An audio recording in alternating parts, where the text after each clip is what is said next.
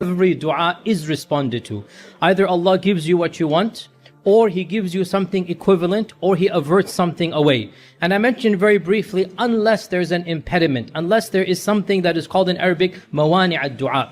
In today's very brief khatira, I'll mention the three main factors that prevent dua from being answered. The three main factors, there are more than three, but time is limited. Number one, our Prophet ﷺ said, Allah does not accept the dua from the one whose heart is oblivious.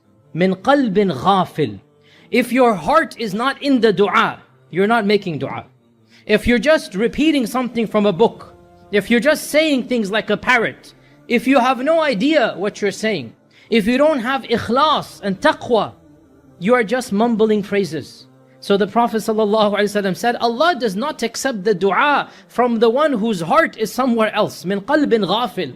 So you want your dua to be answered, then you had better put your heart and soul into the dua. You know what you're saying, and you're saying it with meaning. And that is why when you make dua, it is better to make dua in your own language from the heart, rather than to repeat something in Arabic that you do not know. Dua can be done in any language. So the dua should come from the heart, and it should have meaning to it. That's the first impediment. If you just say things, it's not like astaghfirullah magic formula. No, it has to come from the heart. Number two, the second impediment of dua not being accepted is that the issue of haram food and drink.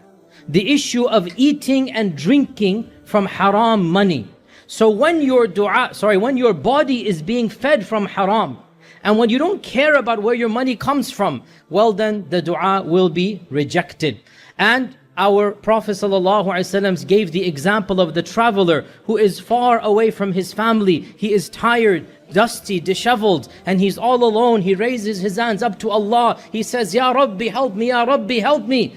Everything is gonna work out for him. But then the Prophet ﷺ says, وَمَطْعَمُهُ حَرَامٌ وَمَلْبَسُهُ حَرَامٌ وَمَشْرَبُهُ. His clothes are haram. Then how do you think he will be responded to? How do you think he will be responded to? So one of the main impediments of dua is to not have halal rizq. And that's why we have to be very, very careful about where we earn our money from. If we eat haram, drink haram, wear haram, well then it will be rejected from us. And the third mani' of dua, the third impediment of dua, our Prophet ﷺ said, Allah will respond to every one of your dua as long as ma lam yasta'jil, as long as the servant isn't hasty. The Sahaba said, what do you mean hasty? Does it mean we read a quick dua rather than slow? The Prophet said, no, the hasty one, listen to this, is the one, he makes dua and he doesn't see the response. So he says, Allah is not going to respond, and he stops making dua.